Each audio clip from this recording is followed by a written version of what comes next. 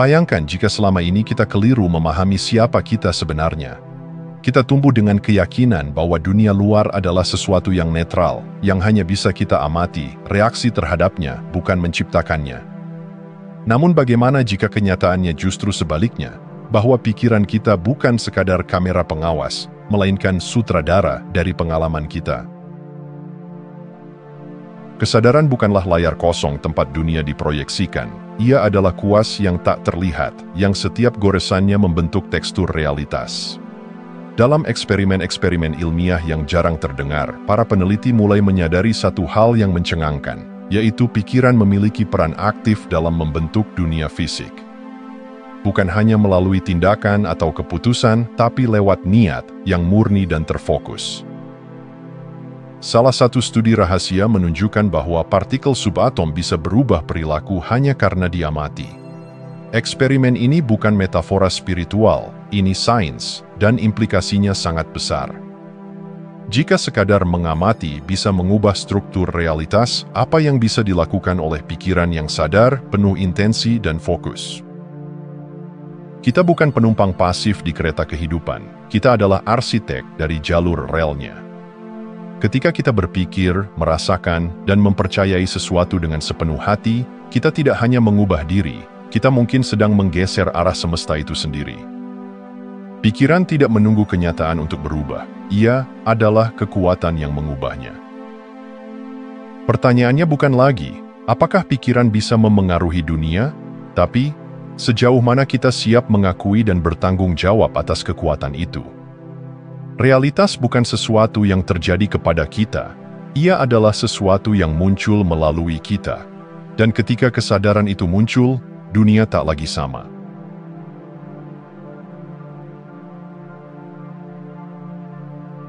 Dalam bayang-bayang konflik global dan ambisi kekuasaan, sebuah pertanyaan sunyi muncul di ruang-ruang rahasia badan intelijen.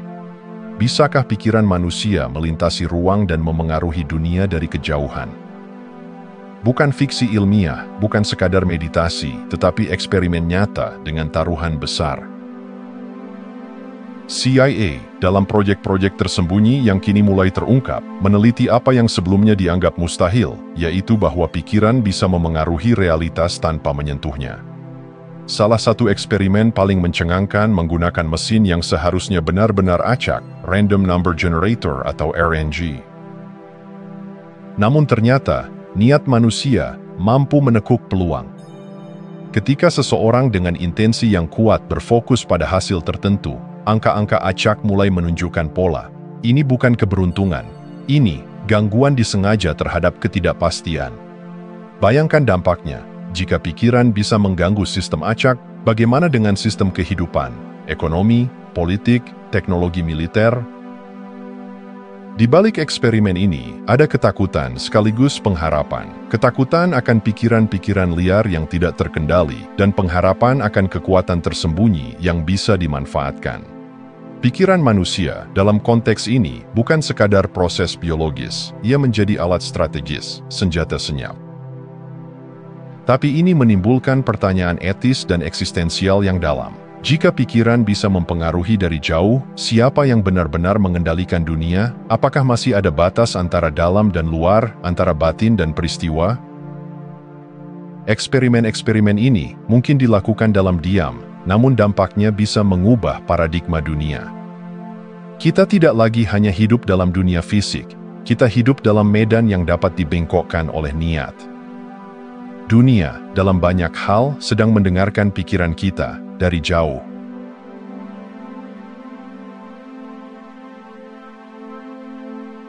Air terlihat sederhana, bening, cair, tak bernyawa. Tapi di balik kejernihannya, tersembunyi misteri yang mengguncang batas antara sains dan kesadaran. Ketika sebuah niat yang tulus diarahkan pada air, ia merespons. Tidak secara metaforis, tapi nyata, yaitu struktur mikroskopisnya berubah, ia membentuk kristal. Eksperimen Masaru Emoto mengungkap keajaiban yang tak terduga. Ketika air diberi cinta dan syukur, kristalnya menjelma menjadi pola indah, simetris, seperti seni surgawi yang tersembunyi. Namun ketika air diberi kemarahan, kebencian, atau penghinaan, ia berubah menjadi bentuk yang kacau, gelap, dan retak.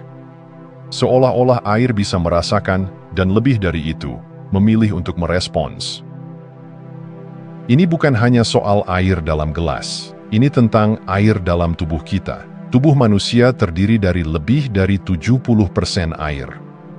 Lalu, jika emosi bisa mengubah struktur air di luar, bagaimana dengan air di dalam diri kita setiap kali kita berpikir, marah, mencintai, atau membenci diri sendiri? Apakah kita, tanpa sadar, sedang memahat tubuh dan energi kita sendiri dengan setiap emosi yang kita pelihara? Di sini, air bukan hanya cairan biologis. Ia adalah cermin. Ia mencerminkan isi hati kita. Dan dari situ, muncul kesadaran yang sunyi tapi kuat, bahwa cinta, syukur, dan niat positif bukan hanya tindakan spiritual. Mereka adalah intervensi biologis yang nyata. Apa jadinya jika kita mulai memperlakukan tubuh kita seperti kita memperlakukan sesuatu yang sakral? Jika setiap kata dan pikiran diarahkan seperti doa, mungkin kita akan mulai melihat diri bukan sebagai daging yang kebetulan hidup, tapi sebagai alam semesta cair yang bereaksi terhadap cinta dan juga luka. Air telah berbicara. Pertanyaannya, apakah kita siap mendengarkan?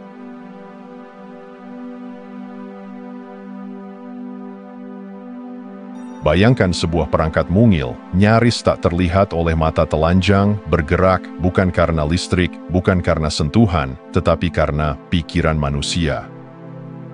Kedengarannya seperti cerita fiksi ilmiah, namun ini adalah kenyataan yang telah diteliti secara diam-diam dan dibuktikan.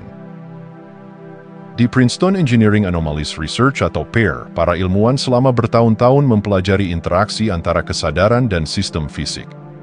Mereka menggunakan perangkat mikroskopis, dikenal sebagai MEMS, Micro Electromechanical Systems, dan menemukan sesuatu yang mengejutkan, bahwa intensi mental dapat memengaruhi perilaku alat-alat ini. Dengan kata lain, pikiran manusia dapat menyentuh dunia tanpa menyentuhnya. Jika teknologi bisa digerakkan oleh pikiran, apa makna sebenarnya dari kontrol? Apakah tubuh kita, sistem sosial, bahkan peristiwa di luar diri kita, juga tunduk pada pengaruh yang sama?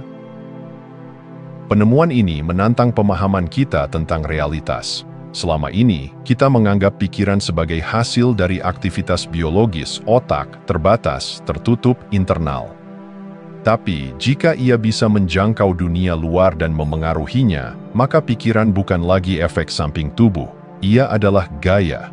Gaya yang tak terlihat, namun mampu menggerakkan dunia yang terlihat. Pertanyaannya kini bukan sekadar apa yang bisa kita pikirkan, tapi apa yang bisa kita gerakkan hanya dengan berpikir. Jika perangkat mikro saja bisa bereaksi terhadap niat manusia, maka kemungkinan bahwa dunia di sekitar kita adalah responsif terhadap kesadaran, bukan lagi teori spiritual. Ia mulai teruji secara ilmiah.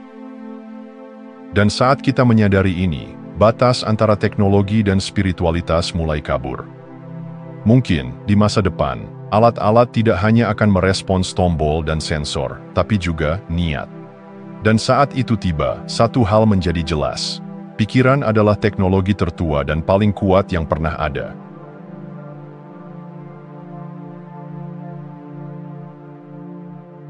Jika masa depan belum terjadi, mungkinkah ia bisa dipengaruhi sebelum ia datang?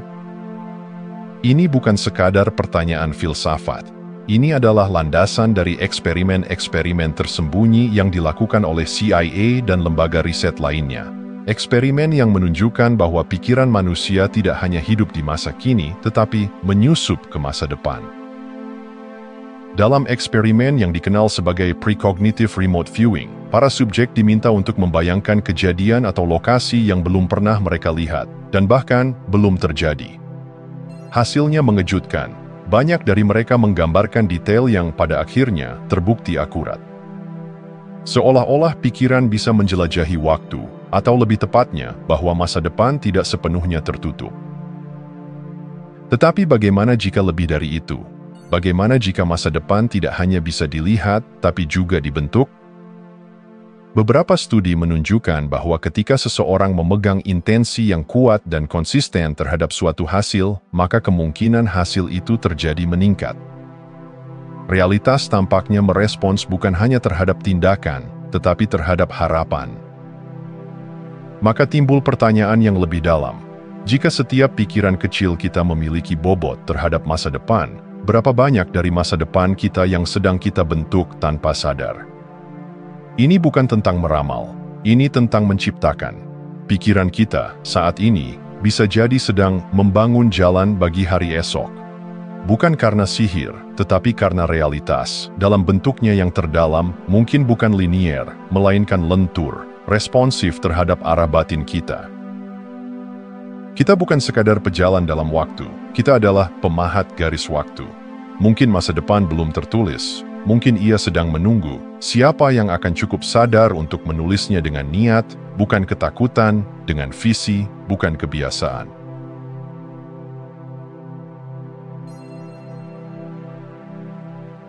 Apa jadinya jika kunci kesembuhan tidak selalu terletak pada obat, tetapi pada keyakinan?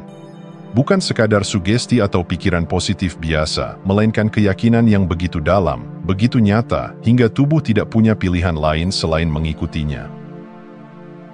Dalam berbagai eksperimen medis yang jarang dibahas, subjek yang meyakini bahwa mereka akan sembuh, bahkan ketika diberi pil kosong, sering menunjukkan pemulihan yang nyata. Ini bukan tipuan, ini adalah efek placebo, sebuah bukti bahwa kepercayaan mampu menembus daging, tulang, bahkan genetika. Tubuh, tampaknya, adalah pendengar yang setia. Ia tidak selalu menanggapi apa yang nyata, tetapi merespons apa yang kita percayai sebagai nyata. Ketika seseorang yakin bahwa dirinya akan kuat, pulih, atau melampaui batas normal, tubuh seakan berkata, "Baiklah, kalau begitu, mari kita lakukan." Kita telah diajari untuk melihat batas biologis sebagai tembok yang kokoh, tapi bagaimana jika batas itu hanyalah lukisan di dinding kesadaran? Apa jadinya jika kemampuan luar biasa, penyembuhan cepat, kekuatan mendadak, ketahanan ekstrim, bukan keajaiban langka, tetapi potensi alami yang tersembunyi di balik tirai kepercayaan? Kepercayaan bukan sekadar proses mental, ia adalah kode instruksi bagi tubuh. Dan tubuh, seperti perangkat hidup yang cerdas, akan menuruti perintah yang diyakini pemiliknya. Di sini, kita dihadapkan pada pertanyaan eksistensial yang tak bisa diabaikan. Apakah kita benar-benar tahu batas kita, atau hanya meyakini batas yang diwariskan kepada kita? Jika kepercayaan bisa mengubah tubuh, maka penyembuhan bukan sekadar proses medis. Ia adalah tindakan spiritual. Dan mungkin, dalam diam, tubuh kita selalu menunggu satu hal untuk memulai keajaiban: percaya.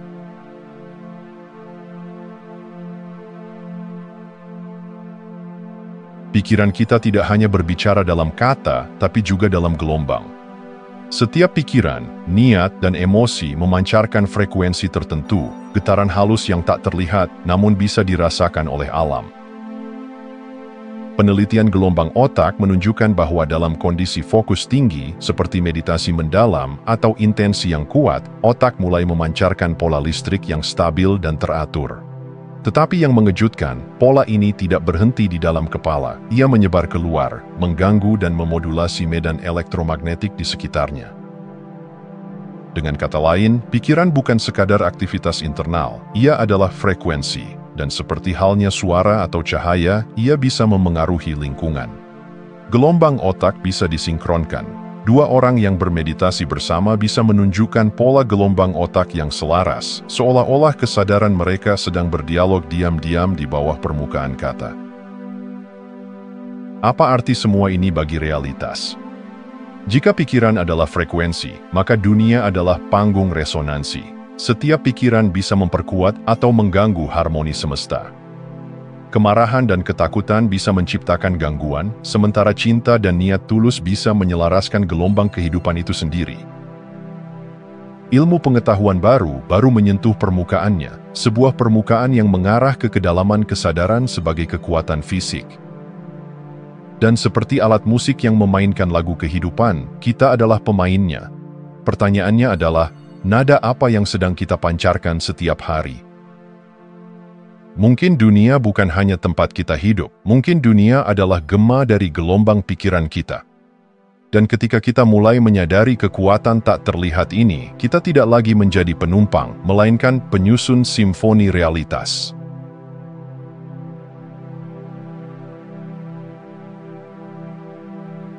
Kita diajari sejak kecil bahwa dunia bergerak berdasarkan hukum fisika, bukan harapan.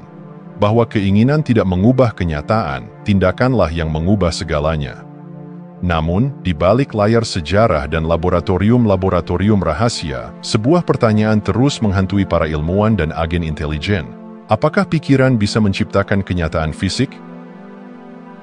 CIA, dalam proyek-proyek tersembunyinya, telah mempelajari fenomena ini secara serius. Mereka meneliti bagaimana sekelompok orang yang sepenuhnya yakin pada sebuah hasil, seringkali mengalami kenyataan tersebut melampaui probabilitas statistik.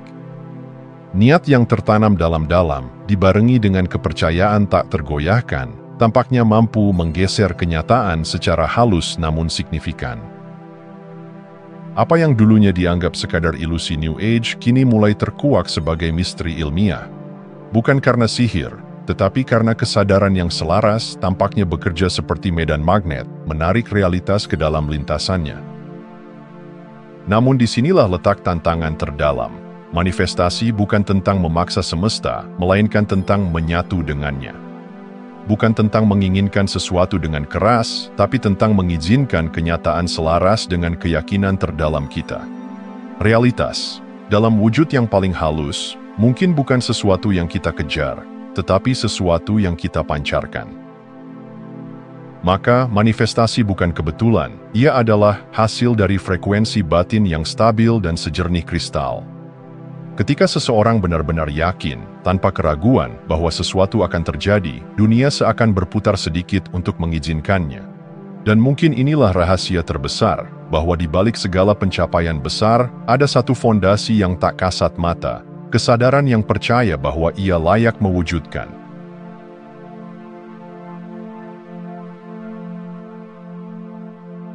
Di zaman modern yang syarat dengan teknologi medis dan farmasi canggih, kita jarang menoleh ke dalam, ke tempat di mana kesembuhan sejati mungkin berawal.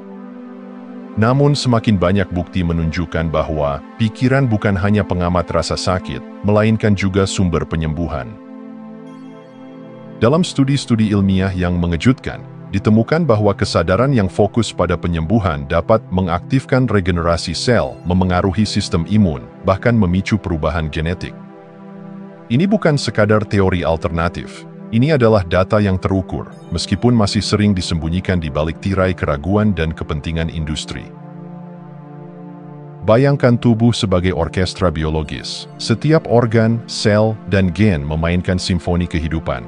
Lalu, pikiran hadir bukan sebagai penonton, tapi sebagai konduktor, mengatur ritme, memperkuat harmoni, atau bahkan menyembuhkan disharmoni. Ketika seseorang memusatkan kesadarannya pada niat untuk sembuh, tubuh tampaknya mendengar dan menyesuaikan diri dengan arah niat itu.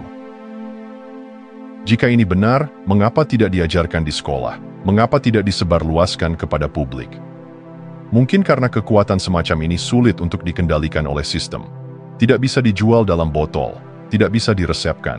Pikiran yang sadar adalah obat yang tak bisa dimonopoli. Namun saat kita mulai memahami bahwa penyembuhan bisa lahir dari kesadaran yang jernih, kita tak lagi menjadi pasien pasif, kita menjadi pelaku. Kita mulai mengerti bahwa tubuh bukan mesin yang rusak, tapi medan cerdas yang bisa diajak berkomunikasi. Dan dalam keheningan yang hening dan dalam, tubuh seakan selalu bertanya, apa yang kamu yakini hari ini? Karena dari sanalah, kesembuhan mulai muncul, bukan dari luar, tapi dari dalam.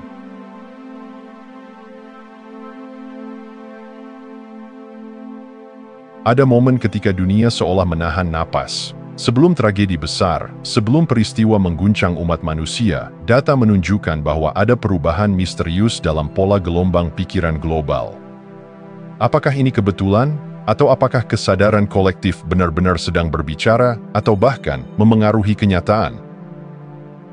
Studi dari proyek-proyek seperti Global Consciousness Project menemukan bahwa ketika jutaan orang terhubung dalam emosi yang sama, baik cinta, duka, atau ketakutan, perangkat pengukur acak di seluruh dunia mulai menunjukkan pola yang tidak acak. Dunia, secara misterius, bereaksi terhadap keadaan batin manusia, seolah realitas tidak hanya dipengaruhi oleh pikiran individu, tapi juga oleh resonansi emosional bersama. Jika satu pikiran bisa membentuk, bagaimana dengan jutaan? Jika satu niat bisa mengubah air, bagaimana dengan lautan niat yang berpadu dalam satu frekuensi? Disinilah letak kekuatan terbesar yang jarang dibicarakan. Kita bukan hanya pencipta realitas pribadi, tapi juga arsitek dari dunia bersama. Pikiran kita saling memengaruhi, emosi kita menyebar seperti gelombang tak kasat mata. Dan tanpa sadar, kita sedang membentuk arah sejarah, bukan hanya dengan tindakan, tetapi dengan getaran kesadaran.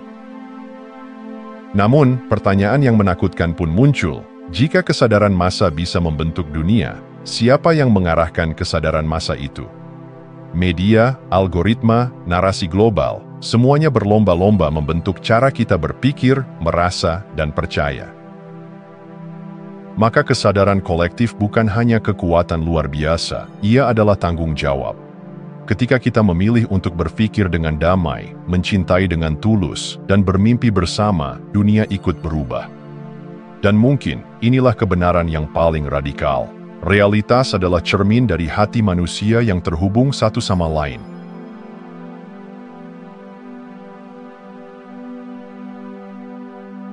Dalam dunia yang penuh dengan pengetahuan yang terus berkembang, ada satu kenyataan yang sering kali dilupakan, bahwa ada hal-hal yang sengaja disembunyikan.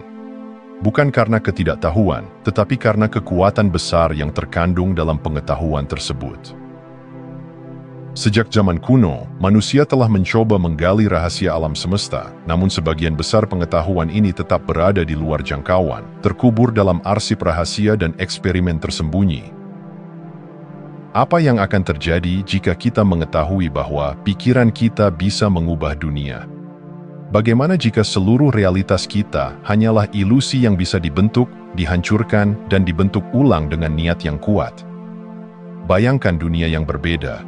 Dunia di mana kita tahu bahwa tubuh dan pikiran kita tidak terpisah dari alam semesta, tetapi bagian yang sangat terhubung dengannya.